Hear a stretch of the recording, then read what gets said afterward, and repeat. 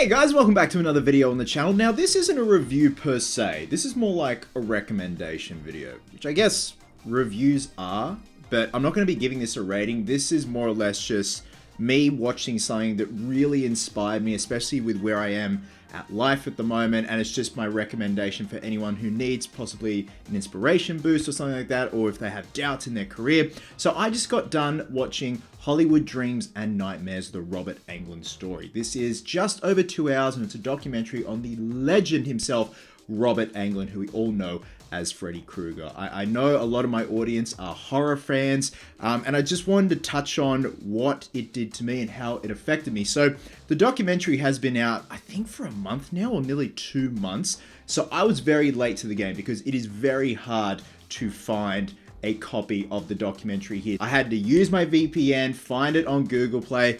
Speaking of VPNs, this video is sponsored by... Nah, I'm just kidding. But I actually did have to use my VPN to find it on Google Play. It's also on like Apple Play, I think. It's on everything but the easy streaming services, and especially here in Australia. Now, obviously, I wanted to watch it because I'm a Freddy fan, but what I took away from this documentary is that it humanizes Robert so much. Not to say that I didn't see him as a human beforehand, but there are times where you see him and you think you know him, but you've just seen him on a screen. I've had the pleasure of meeting him several times, but it's very quick. You know, you get a couple of minutes with him. He's always lovely, but this definitely humanizes the man. It shows his insecurities, his anxieties, his love for theater. You gotta understand, Robert Englund is a classically trained thespian actor, and he's gone from being a theater snob to being one of the most famous horror icons in cinematic history. And just to see that transition is fascinating. His career before Freddy, when he was a kid, when he was in theater groups, his dad wanted him to be a lawyer, and it caused a bit of tension, and I can totally relate to that. When I left a full-time job at Qantas to pursue YouTube, prop building, cosplay and stuff like that, it caused a lot of tension between my father and I don't mean to get deep here, like it does have a happy ending. My dad is so proud of me with what I do, but there definitely was some tension there in the beginning because my dad was a 30-year Qantas man, you know, just old school, you know, you gotta have your superannuation, retirement, da.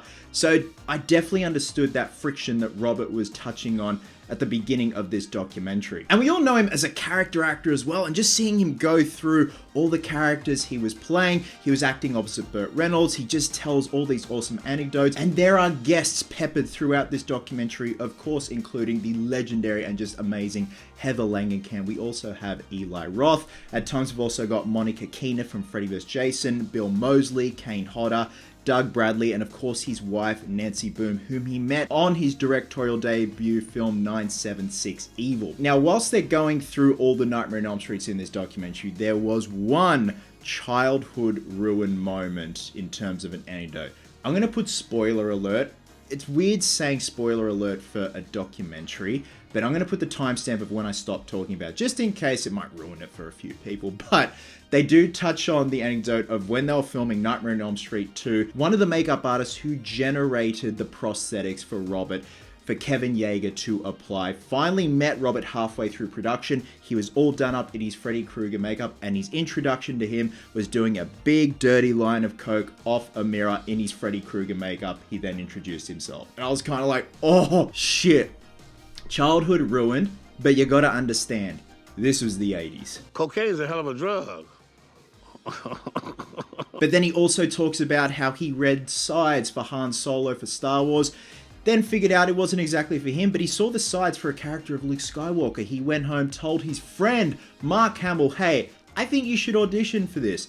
Yeah, I think it could be right up your alley. And then, of course, we know Mark Hamill didn't get the role, but, you know, ultimately it went to... But going back to how this documentary humanizes Robert, you see his flaws, you see his fears, and you see his anxieties.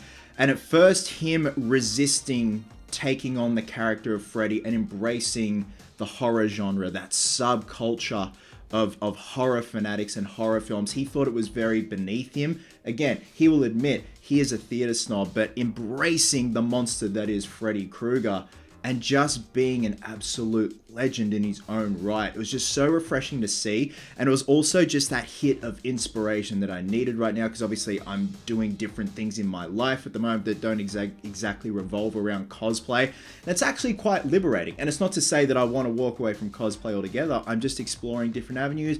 You know, I'm wanting to act more and stuff like that, and it definitely is liberating to do that. And I can only imagine it must have been liberating for him to do the same, especially when you embrace Freddy and you take on the horror genre. And now he's like one of the biggest legends in the horror genre, and he's got such a good afterlife too. He admits that in the documentary.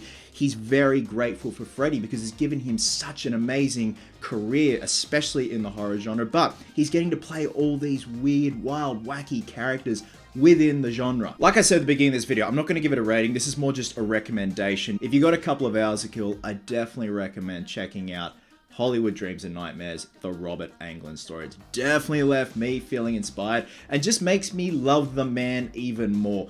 And not to get grim or deep, but when he's no longer with us, a piece of me is definitely going to be missing, because he's had such a big impact on my life. And I don't say that willy-nilly.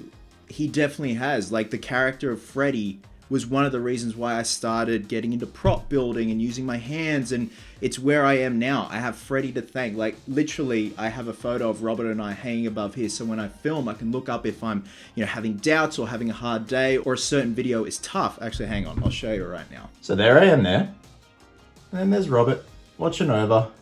So there you go, guys. Just a quick little recommendation. Highly recommend checking it out. Again, he's just had such a cool career. Like, he's done everything. He's a great character actor.